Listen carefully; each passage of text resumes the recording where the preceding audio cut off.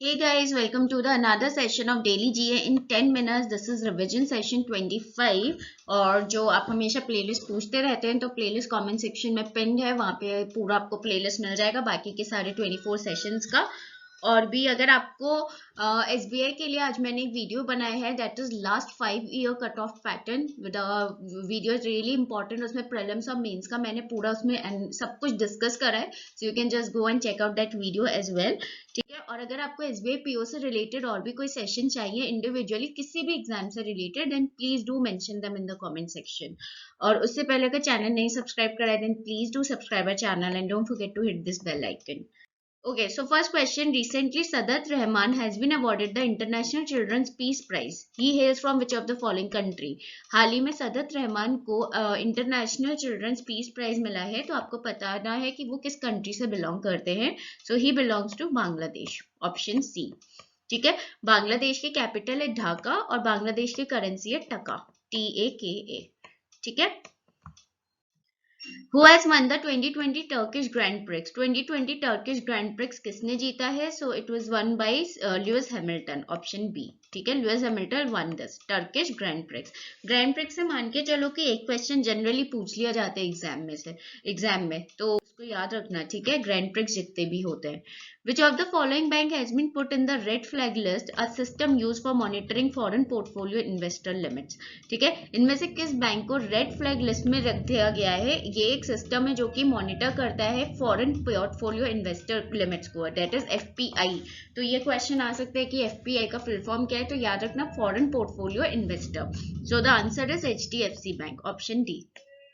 HDFC bank का headquarter है मुंबई में, यस बैंक मुंबई में, आईसीआईसीआई का भी मुंबई में है, पंजाब नेशनल बैंक और पंजाब सिंध बैंक इन दोनों का न्यू दिल्ली में है, और कैनरा बैंक का है बेंगलुरु में।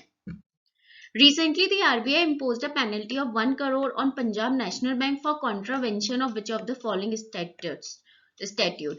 आरबीआई ने हाल ही में एक 1 करोड़ की पेनल्टी लगाई है पीएनबी पे, that is Punjab national bank पे, किस चीज के लिए? For contravention of which of the following statute, इसमें से किस एक्ट को कॉन्ट्रावेंशन करने के लिए? So the answer is option E, the payment and settlement act 2007। ठीक है, इसके लिए लगाइए the payment and settlement act 2007। ठीक है, 1 करोड़ की पेनल्टी पंजाब नेशनल बैंक पे। अभी मैंने बताया था कि पीएनबी का हेडक्वार्टर है न्यू दिल्ली में। Who has been appointed as the Deputy Chief Minister of Bihar? Deputy Chief Minister कौन बने हैं बिहार के? तो वो बने हैं option E, both B and C, Tarik Kishore Prasad और रेणु देवी। ये दोनों ही डेप्यूटी सीएम बने हैं, डेप्यूटी चीफ मिनिस्टर बिहार के। और चीफ मिनिस्टर कौन बने हैं? वो है नीतीश कुमार। ठीक है, he became the chief minister of Bihar. Which of the following was the first foreign bank in India to obtain a banking license from RBI to operate as a wholly owned subsidiary? इनमें से कौन सा पहला foreign bank है India में जिसको banking licence मिला है आरबीआई से एक होली ओन सब्सिडरी की तरह ऑपरेट करने के लिए? So that is SBM, option B. SBM यानी कि स्टेट बैंक ऑफ मॉरिशस, याद रखना। ठीक है, एसबीएम होता है स्टेट बैंक ऑफ मॉरिशस, तो ये भी आ सकता है शॉर्ट में एसबीएम, और स्टेट बैंक ऑफ मॉरिशस भी आ सकता है। Recently Chandravati passed away, she was a renowned. हाल ही में चंद्रवती की डेथ हो गई है, आपको बताना है वो इनमें से किस फील्ड से एसोसिएटेड थी? So she was a renowned और politician, option B.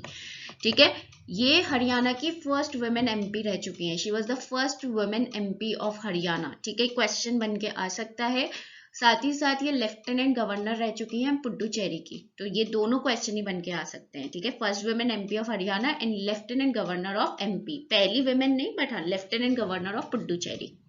The setting up of which bank was based upon the report of the Committee on Comprehensive Financial Services headed by Dr. Nachiket More?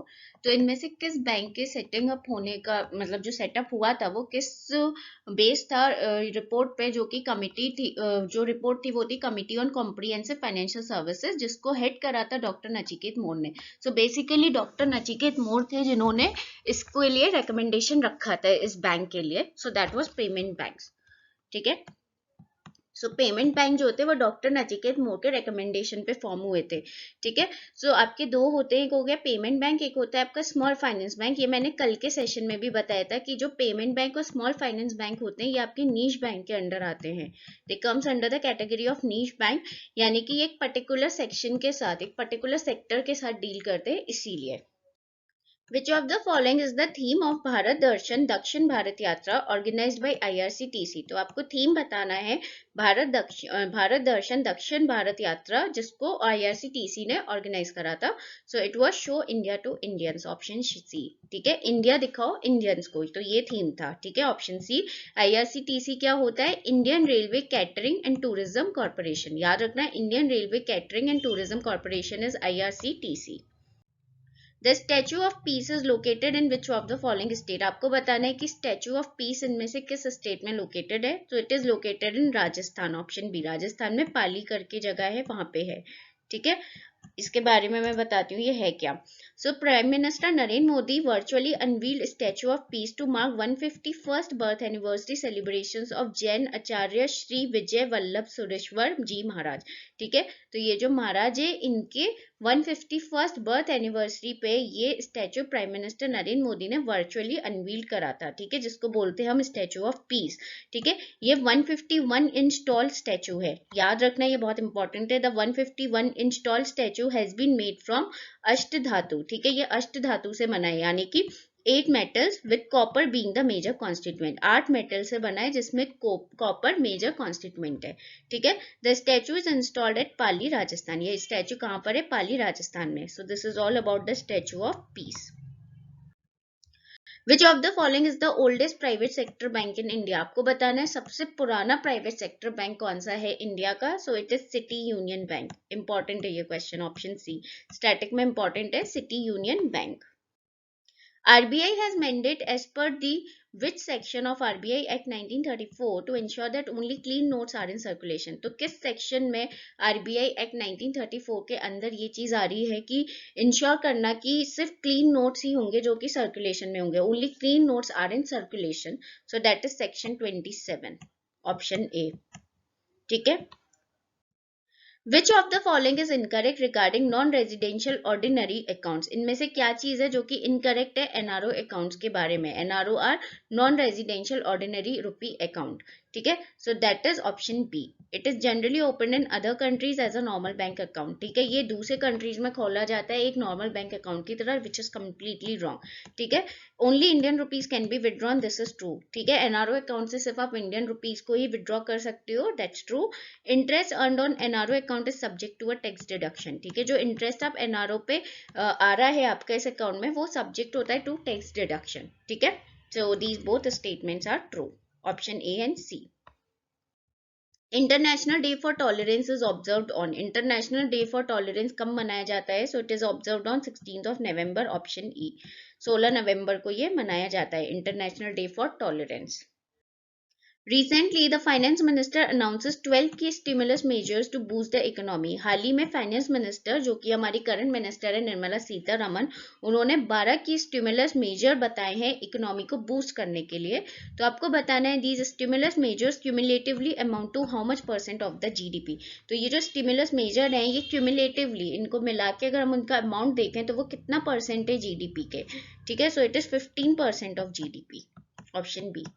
ये जो 12 की stimulus हैं they cumulatively amount to 15% of GDP.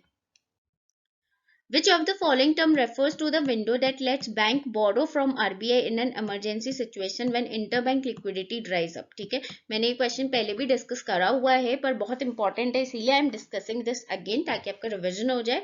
जब interbank liquidity dry up हो जाती है तो इनमें से किस टर्म को रेफर करते हैं? जब बैंक बोरो करता है मनी आरबीआई से इमरजेंसी सिचुएशन में. ठीक है, so that is MSF, option D.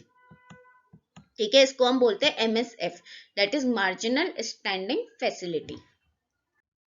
Open market operations refer to the buying and selling of bonds issued by the government in open market. आपको पता है OMO करके एक टर्म होता है which is open market operation. ये क्या होता है? Buying and selling of bonds issued by the government in open market. Which of the following are the 2 types of open market operation. आपको बताना है 2 तरीके के ओपन मार्केट ऑपरेशन कौन से होते हैं. So that is option C, outright and repurchase agreement. These are the 2 types of OMO, that is open market operation.